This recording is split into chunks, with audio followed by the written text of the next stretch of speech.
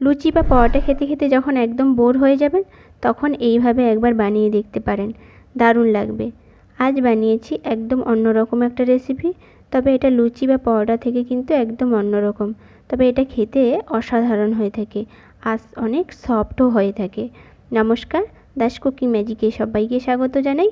আবারও একটা নতুন রেসিপি নিয়ে এসেছি, তো চলো শুরু করি আজকের নতুন রেসিপি। প্রথমে আমি এখানে নিয়েছি ময়দা, ময়দার সঙ্গে দিয়ে দিলাম আমি বেকিং পাউডার। এটা কিন্তু বেকিং সোডা নয়, বেকিং পাউডার আর পরিমাণ মতো নুন দিয়ে ভালো করে ময়দার সঙ্গে এটা মিশিয়ে নিলাম। এবার আমি দিয়ে দেবো টক দই, টক দই দিয়ে আর সামান্য পরিমাণ একটু জল দিয়ে এটাকে একটা ডো বানিয়ে নেব। জলটা মাঝে মাঝে দিয়ে ভালো করে একটা ডো বানিয়ে নিতে হবে। এবার এই ডোটা কিন্তু হালকা একটু নরম বানাতে হবে। এবার যখন মাখানো হয়ে যাবে তখন উপর থেকে একটু রিফাইন তেল দিয়ে আরও ভালো করে এটা একটু মাখিয়ে নেব। মাখিয়ে নিয়ে এটা আধ ঘন্টার জন্য একটু রেস্টে রেখে দেবো। এবার আধ ঘন্টা পর এটা একটু যখন ফুলে আসবে তখন এটাকে আরও একটু ভালো করে মাখিয়ে নিতে হবে। মাখিয়ে নিয়ে এবার এটাকে সুন্দর করে কিন্তু লেচি করে নিতে হবে। এইভাবে যেভাবে আমি লেচি করছি এইভাবে লেচিগুলো করলে কিন্তু এগুলো অনেক সফট হয়ে থাকে আর খেতেও কিন্তু অনেক ভালো লাগে। এইভাবে করে কিন্তু আমি লেচিগুলো সব করে নিচ্ছি।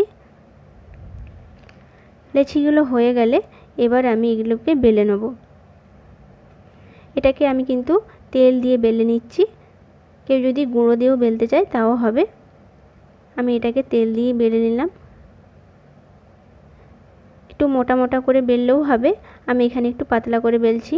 একটা পাতলা করে বেলে দেখাচ্ছি আর একটা মোটা করে বেলে দেখাচ্ছি, দুটোতেই কিন্তু অনেক সফট হয়ে থাকে। এইভাবে দিয়ে দিলাম, দিয়ে দুদিকটা একটু ভালো করে ভেজে নেব।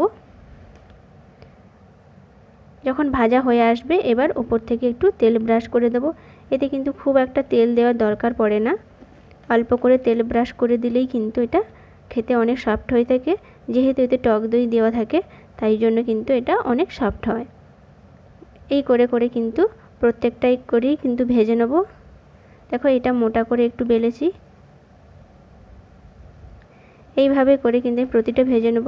অবশ্যই কিন্তু এইভাবে করে বানিয়ে খেতে পারেন, দারুণ লাগবে আর অনেক কিন্তু সফট হয়ে থাকে। নমস্কার।